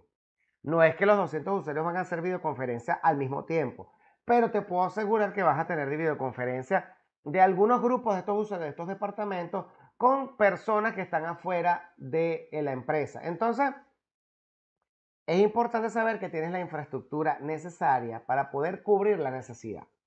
Voz IP suele ser menos costoso que la telefonía IP, pero a costa de calidad y las características. Vamos a definir esto. Telefonía IP. Esto emplea servidores dedicados de control de llamadas y señalización. Voy a explicar la diferencia entre voz IP y telefonía IP. Señores, ojo por ciento es lo mismo. Es tráfico en tiempo real que permite gestionar la voz, o sea, la voz, el sonido, se convierte en dato y puede ser enviado y recibido. Eso es voz IP. ¿Bien? Ahora, ¿dónde entra el término telefonía IP? Bueno, señores, la telefonía IP entra en el tema del hardware. ¿Cuál es la diferencia entre uno y otro? Bueno, cuando usted hace una videoconferencia o una llamada telefónica por WhatsApp, señores, estamos hablando de voz IP. ¿Cuál es tu hardware? Tu hardware es tu teléfono. Chévere. Si tu hardware es tu teléfono, tú tienes una aplicación instalada y simplemente estableces la llamada porque tienes un internet que te permite establecer la llamada. Funciona perfectamente, ese es tu voz IP. Tienes la aplicación que permite hacer la llamada y de paso tienes la infraestructura para hacer la llamada. Ok, ¿qué es telefonía IP? Bueno, resulta que telefonía IP se incorporan host, sí, host, así. Y no estoy hablando de un computador. Puede ser un computador. Puede ser un teléfono IP. Tiene que ser un router que va a funcionar como central telefónica. Y tiene que haber un direccionamiento de dial, que es la numeración con la que nosotros marcamos para hacer la llamada telefónica. Entonces, hay una cantidad de protocolos configurados en esos dispositivos, me refiero en esos routers de telefonía IP. Por eso es que estamos hablando más que todo de infraestructura aquí, porque la primera infraestructura fue el Internet y la aplicación instalada en el teléfono inteligente o en el computador para hacer la llamada telefónica. Perfecto. En la segunda también vas a hacer lo mismo, pero necesitas hardware. Necesitas teléfonos IP. Si no son teléfonos IP, el software que se instala en cada computador para hacer la llamada telefónica. Necesitas a un personal técnico que se encargue de administrar los routers, que se encargue de administrar las conexiones, la configuración de la numeración para hacer el marcado, de que esos routers tengan esos sistemas operativos, los protocolos necesarios para poder establecer la llamada, etcétera, etcétera. Aplicaciones en tiempo real. La red debe admitir mecanismos de calidad de servicio para minimizar los problemas de latencia. Es decir, etiquetar el tipo de tráfico de voz IP para mejorar la calidad a la hora de hacer la videoconferencia con respecto a otros tipos de datos que no son en tiempo real.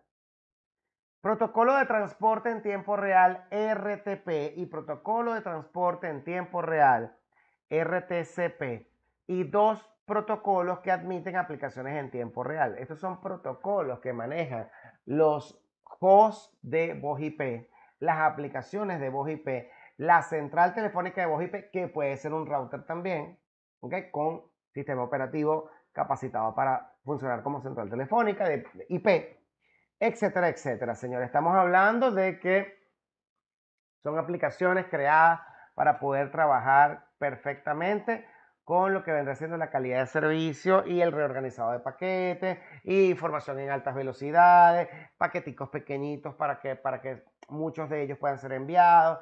Todo eso lo hace la capa 7 de estos software. Crecimiento hacia redes mucho más grandes. El crecimiento es un proceso natural para muchas pequeñas empresas y sus redes deben crecer en consecuencia. Idealmente, el administrador de red tiene suficiente tiempo de espera para tomar decisiones inteligentes sobre el crecimiento de la red en alineación con el crecimiento de la empresa. Señores, la idea es que las empresas prosperen. es el deber ser.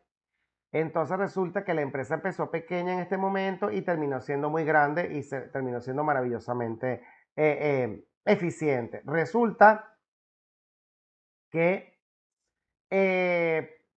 la red empezó pequeña, o empezó con una cantidad de dispositivos host y servicios, y de pronto, a medida que fue avanzando, fue evolucionando a algo mucho más complejo. Lo que quiere decir que tuvimos que considerar en el crecimiento escalabilidad e incorporación de dispositivos nuevos que funcionarán con los viejos. A lo mejor alguno que otro viejo también tenía que ser desincorporado porque ya no estaba a la altura y tuvieron que haber sido incorporados nuevos servicios, cosas como esta. Para extender una red se requiere varios elementos. Como es necesario pensar que el pasado es importante para tener un futuro, documentación de red, o sea, documentación de la red significa que la topología física y lógica deben estar dibujadas y plasmadas con información importante para que el personal futuro que venga a la red se incorpore a hacer cualquiera de estas funciones. Inventario de dispositivos.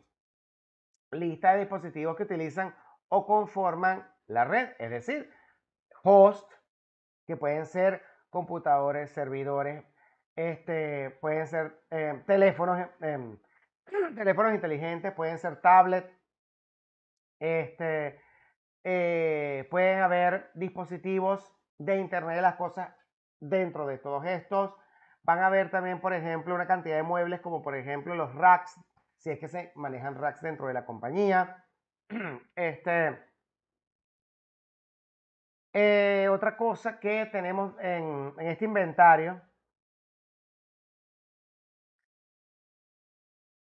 a los periféricos. Importante, no podemos olvidar los periféricos como las impresoras, porque forman parte del departamento de informática. Los dispositivos de red también forman parte de estos, porque hay que saber cuántos hay, cuál es el técnico que configuró cualquiera de estos dispositivos. Puede haber hosts que funcionen para otras cosas, como por ejemplo lo que les dije de la solución de CCTV. Hoy día tenemos también incorporación de servicios adicionales como Internet de las Cosas. Todo eso debe ser considerado. Presupuesto. Presupuesto de tecnología de información del Departamento de Informática detallado, incluido el presupuesto de adquisición de equipo para el año fiscal, es decir, cuánto costó ese aparato al día de hoy. No importa que hayan pasado 10 años, yo necesito saber porque eso forma ese aparato que se compró al día de hoy, 2023. En el 2033 hay eso. Yo necesito saber cuánto costó. Claro, yo sé que estás pensando, sí, pero es que sí, hoy día, si en el 2033 la tecnología ha evolucionado, esto que me importa a mí, señores, es un activo y todo activo desde el punto de vista contable tiene un valor, ¿ok? Y si forma parte y sigue activo y operativo dentro de la empresa, ¿ok? Tiene que contar como activo, eso tiene un precio, un valor, ¿bien? La única manera de que pierda su valor es que el aparato se dañe totalmente y no pueda ser utilizado. ¿Ok? A lo mejor alguna parte o alguna pieza de él podría ser vendido como chatarra. Claro, usted dirá, ajá, pero en 10 años después eso no va a valer nada porque ya la tecnología evolucionó. Ahora los servidores no son grandes, ahora todo está en la nube, o ahora un servidor no es así de grande, sino que ahora es un pendrive. Ese pendrive es el servidor. Cosas como esa. En 10 años. ¿Está bien? Eso es posible. Pero todo debe tener un valor. ¿Bien? Análisis de tráfico. Volvemos a tocar el tema del análisis de tráfico.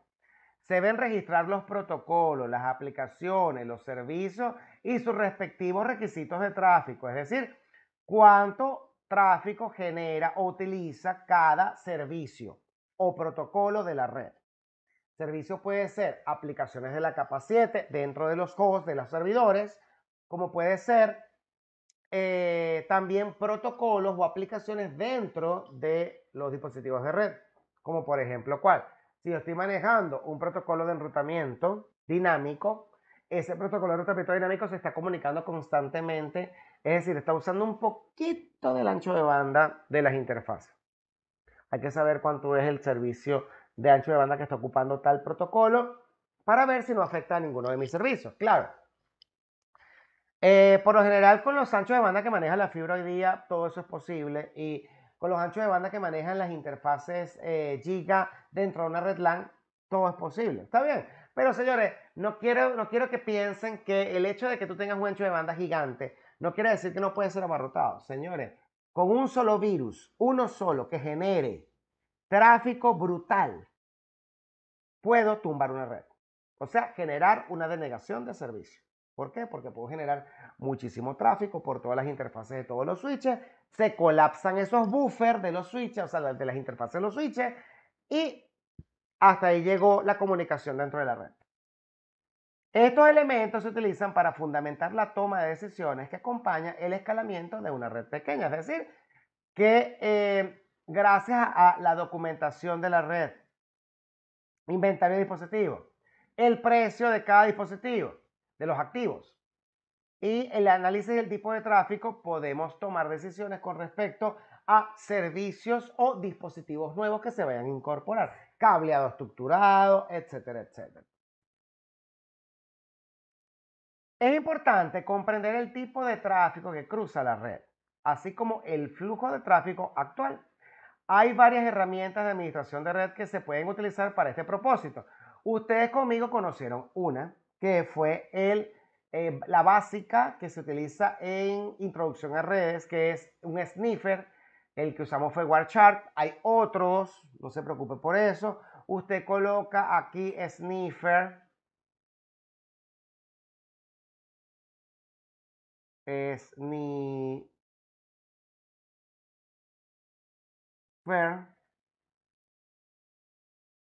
y ahí usted puede investigar acerca de muchos sniffers. Ves que es un sniffer para que se usa, pero puedes descargar y ellos te van a recomendar montones de sniffer. Puedes buscar sniffer, de sniffer, de sniffer, de sniffer. Ahí no hay problema por eso. El asunto es que el sniffer sepas que sirve para poder capturar tráfico local y de esa manera evaluar el tipo de tráfico que se está manejando en un host. Ahora bien, vamos a brincar a una empresa grande en donde no me sirve manejar monitorear tráfico a través de un sniffer, porque obviamente estamos hablando de empresas grandes. No te preocupes. Hay aplicaciones centralizadas de monitoreo de tráfico que te van a permitir trabajar, monitorear y identificar inclusive servicios que hasta podrían ser ataques a través del ancho de banda de un proveedor de servicio de internet o dentro de la misma red o en una ciudad. Esta aplicación de monitoreo, ella puede captar información de todos los nodos que tienes expandidos dentro de la ciudad o de las ciudades, y puede identificar si uno de esos nodos dejó de funcionar o se cayó o tiene algún mal funcionamiento. Eso puede ser. ¿Ok? Eh, eh, Software como por ejemplo Nagios. ¿Ok? Monitor the network for problem caused by overloaded data link or network connection, as well as monitoring routing, switches and more. O sea, es decir, monitorea redes para problemas causados por sobrecarga de los enlaces o las conexiones de red, como por ejemplo monitorea routers, switches y mucho más. Ok, por supuesto, puedes leer acerca del Nagios. ¿No quieres el Nagios? SolarWinds también hace monitoreo de redes. No te gusta ninguno de esos dos, puedes seguir bajando y buscar información acerca de múltiples software centralizados de monitoreo. Eso se llama Simple, perdón, no. Simple Network Management Protocol. Ese es el protocolo que utilizan. Simple Network Management Protocol es el protocolo de administración de redes simple. Entonces, fíjate que aparece acá. Vamos a colocar aquí software. Hay, mira, hay libre, hay open source, hay de Linux, hay para Windows. Voy a colocar solamente CNMP software. No voy a decir un sistema operativo, pero ya viste que hay para varios. Fíjate, aquí está el dnsstuff.com.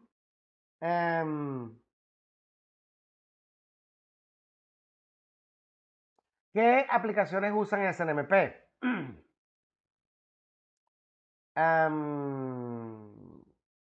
Pero es que lo que pasa es que, claro, estos son de una solución.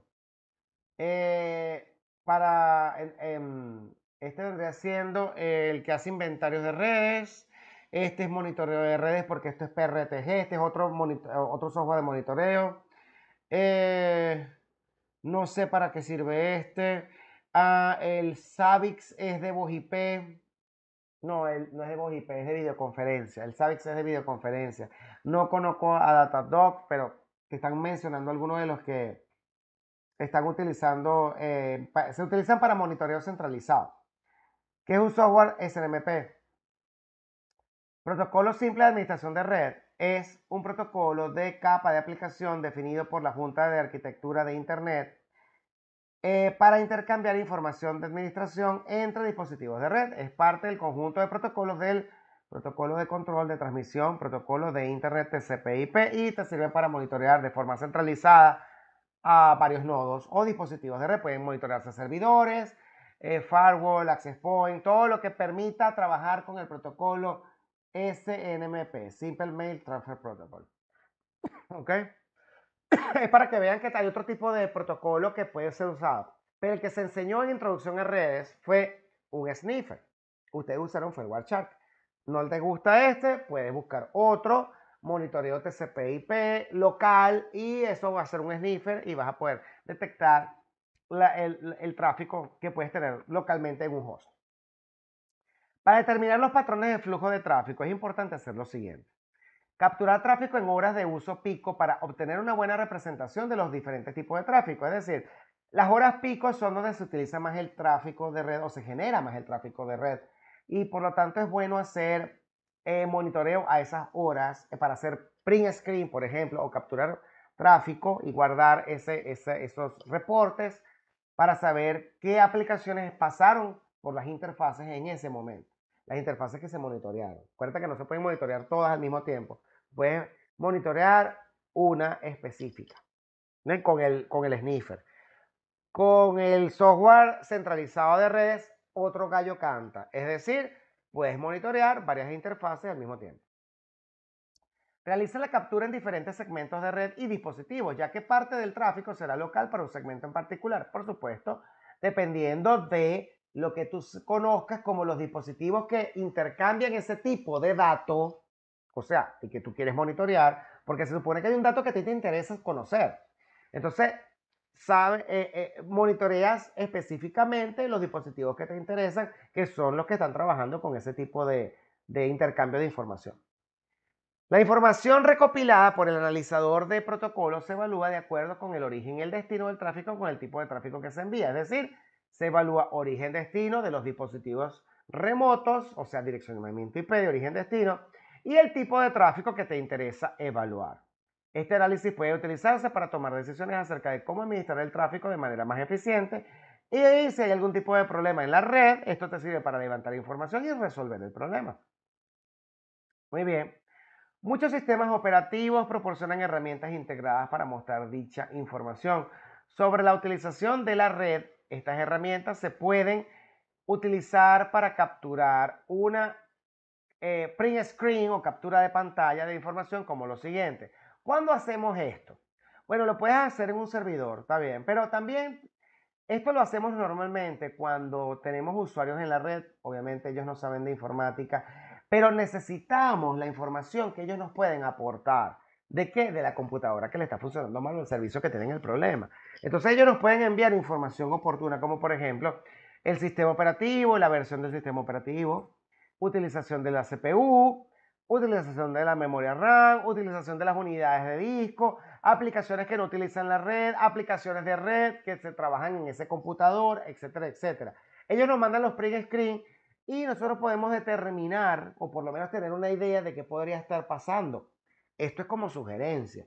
Obviamente a veces hay que hay que indagar más fuerte todavía. Pero esto sirve como un buen comienzo de levantamiento de información.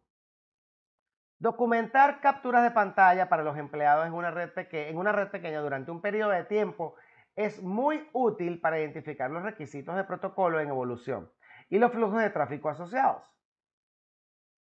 Ok, verificamos la conectividad. Si su red es pequeña y nueva o si está escalando a una red existente, siempre querrá poder verificar que sus componentes estén correctamente conectados entre sí y a Internet. El comando ping, disponible en la mayoría de los sistemas operativos, es la forma más eficaz de probar rápidamente la conectividad de la capa 3 entre direcciones IP de origen y destino. El comando ping utiliza los mensajes de eco del protocolo de mensajes de control de Internet ICMP.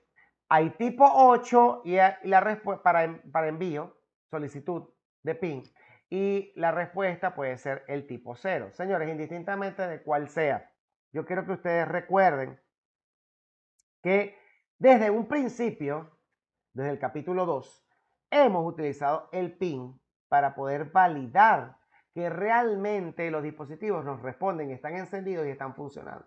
Es importante recordar eso todo el tiempo, porque sucede que a veces no logramos llegar a los dispositivos remotos. Podría pasar también que tenemos un firewall de por medio que no permite utilizar ICMP. ¿Por qué? Porque les recuerdo que ICMP también sirve como amenaza, ataques en la red. Es decir, yo puedo generar una denegación de servicio haciendo un ping incontrolables desde varios robots y estas aplicaciones se ponen de acuerdo para atacar a un objetivo.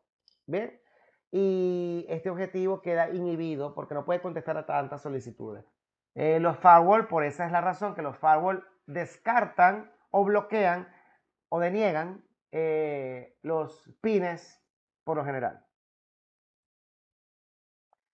En un host les recuerdo que a la hora de, esto lo vimos muchísimas veces, cuando usted hace un ping desde un dispositivo de red, tiene tres tipos de respuesta. La exitosa, que por lo general es identificada con un signo de admiración. La que no es exitosa, que es por lo general es la pérdida de paquetes o pérdida de respuesta, o sea que no hay respuesta con punticos. Y la U, que significa que es imposible alcanzar al destino. Por alguna razón, puede ser un firewall que está evitando que no permita llegar al destino, o por lo general la U viene asociada a que falta enrutamiento para poder alcanzar. Cualquiera de esas razones le permitirá a usted saber si no llega, o sea, si el dispositivo no responde, si responde o sencillamente no tiene el enrutamiento necesario para poder alcanzar a ese destino. ¿Ok? Otro posible tipo de respuestas del PIN incluyen la Q, la M o la I. ¿Ok? Sin embargo, el significado de estos están fuera del alcance de este curso. Puedes buscar los diferentes tipos de respuestas que pueden tener las letras del PIN. ¿Ok? Que se refieren a diferentes tipos de puertos dentro del PIN. Normalmente los más conocidos son el 8 y el 0. Pero le recuerdo que usted conmigo en el curso aprendió uno muy importante, conocido como tracer para los hosts o traceroute para los dispositivos de red. Le recuerdo que ese protocolo le va a ayudar a usted muchísimo a detectar, por ejemplo, la cantidad de saltos que usted va a tener para poder alcanzar el destino. No estoy diciendo que no puedan usar el PIN. El PIN todos lo necesitamos para saber si alcanzamos un destino específico, sin saber la ruta hacia él. Pero el traceroute o el tracer le va a servir para poder determinar si el camino hasta el destino se está cubriendo perfectamente. Solamente es una sugerencia. Ok, en este caso el PIN extendido podemos colocar solamente la palabra PIN. Le damos Enter a el protocolo IP. Colocamos la IP de destino a la que queremos alcanzar. Podemos darle PIN a los demás puertos. O sea, aquí la vez que se va a repetir, el tamaño del paquete que se va a enviar, que es de 100, el tiempo de El tiempo de no respuesta en segundos, cuando tengamos un tiempo de respuesta mayor a 2 segundos, sabemos que se perdió el paquete y nos muestra el puntico. ¿Ok? Podemos tener comandos extensivos. Por ejemplo, el pin de ingreso podemos evaluarlo. Podemos evaluar la interfaz o la dirección IP desde donde queremos generar el pin. Les recuerdo que los routers tienen varias interfaces. A lo mejor a mí no me interesa hacer el pin de la interfaz que está conectada directamente a ese dispositivo. Me interesa hacerlo de otra interfaz, a ver si alcanzo al dispositivo. ¿Por qué? Por el tema de enrutamiento. Puedo elegir la IP de las interfaces del dispositivo desde la cual deseo hacer el pin. ¿Ok? El valor de calidad de servicio, si es que deseo colocarle un valor de calidad de servicio. Tipo de servicio. Ok, no recuerdo qué es lo que significa, pero en la cabecera puedes colocar un valor diferente. Si queremos tener, si queremos o no queremos tener, validar el tráfico de respuesta que nos devuelve el PIN, ¿ok? Y muchas otras opciones más, señores. ¿Bien? Para poder generar el PIN, igualito el PIN se genera de la misma manera en los dispositivos de red. Verificar la conectividad, pero con el traceroute en vez de el PIN. El comando PIN es útil para determinar rápidamente si hay un problema de conectividad de capa 3, o sea, de un dispositivo de red o de un dispositivo host. Sin embargo, no identifica dónde se encuentra el problema a lo largo de la ruta.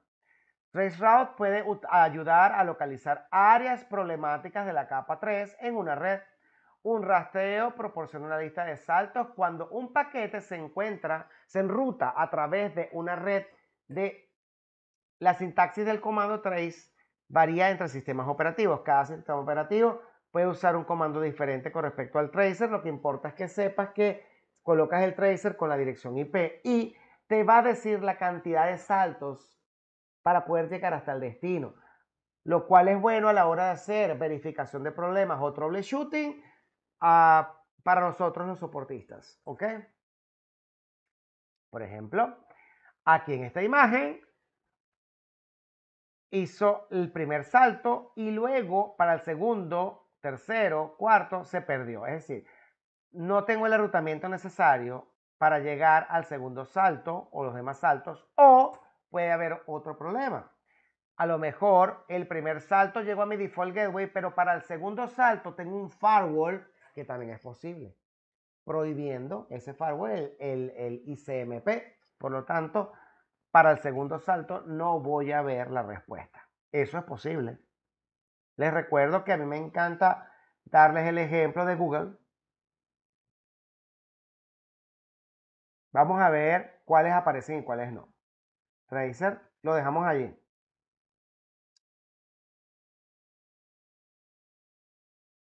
Yo creo que puedo usar este. Vamos a ver si me lo hace completo o no. Bueno, lo dejamos allí a ver cuál se pierde y cuál se mantiene. Ahorita lo vemos cuando termine.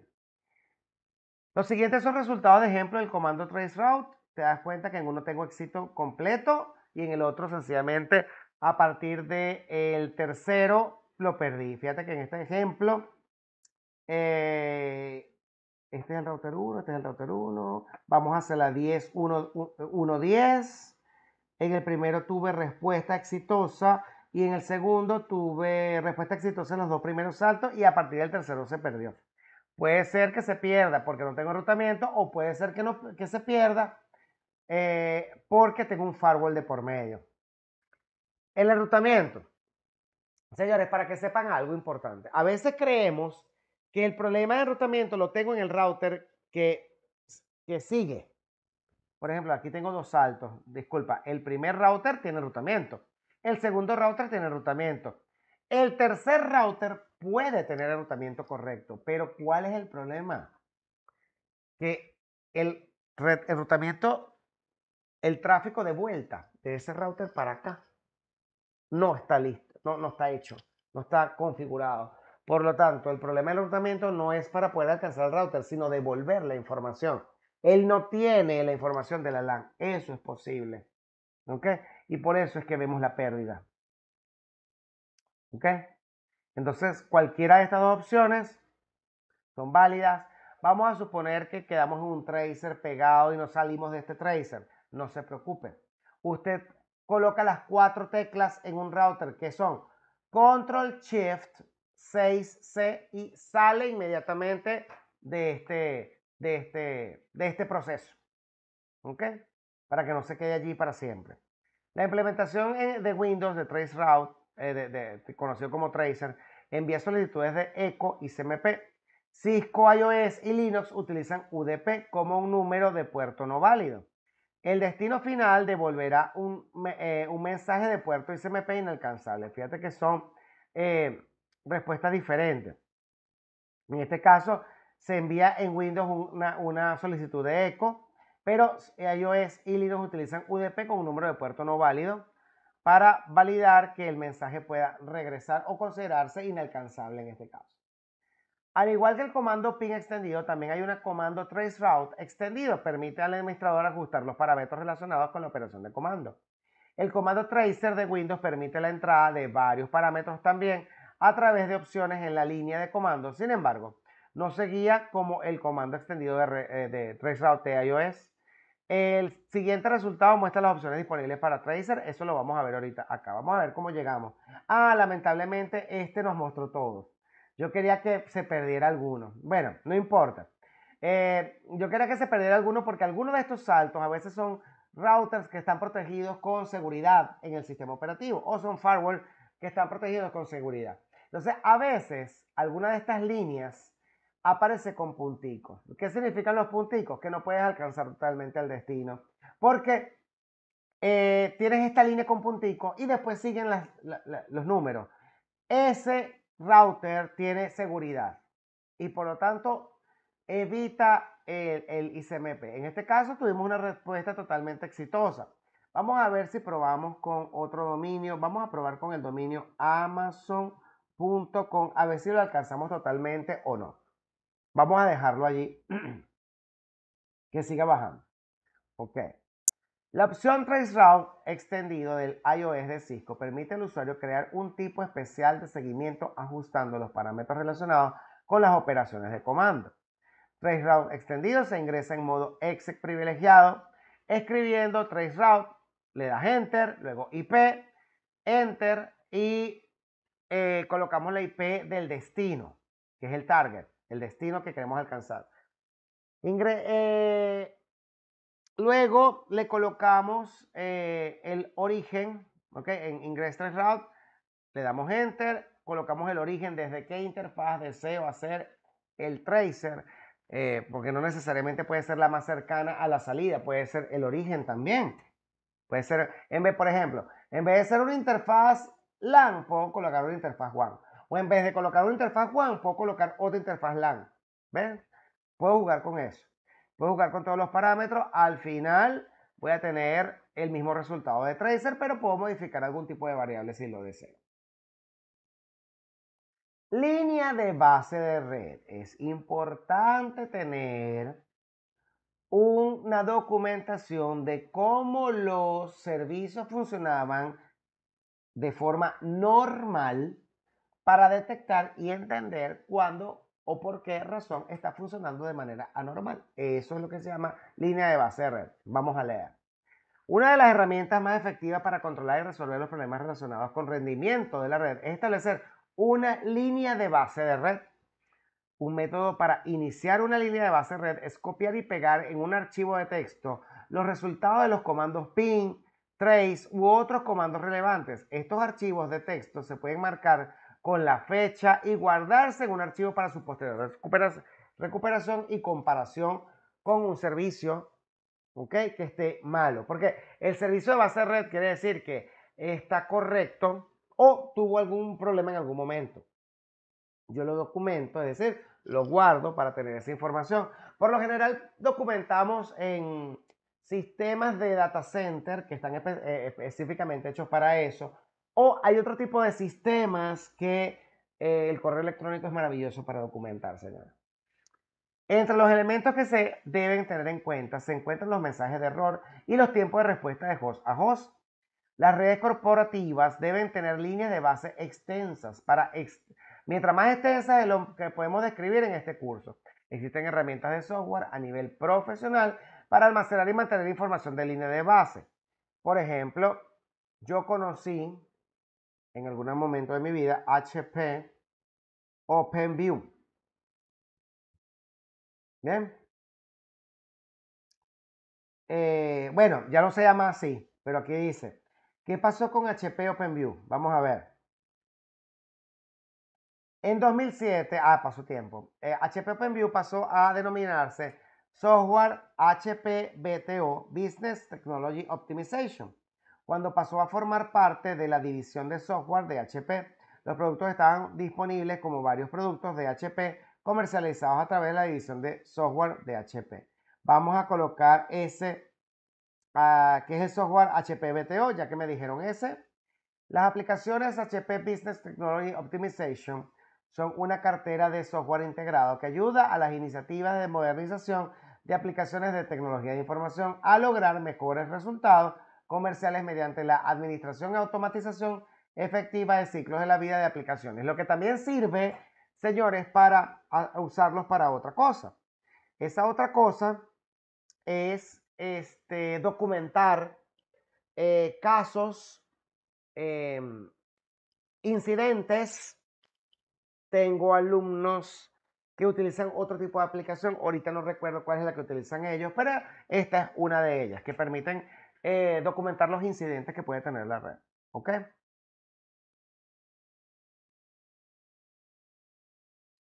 Comandos de host y de iOS. Muy bien, señores. Son las 8:51. Voy a dejar la clase hasta aquí. Quedamos en la diapositiva número 28. Me gustaría que el jueves, o sea, pare todo lo que está haciendo ahorita con respecto a las asignaciones y todo.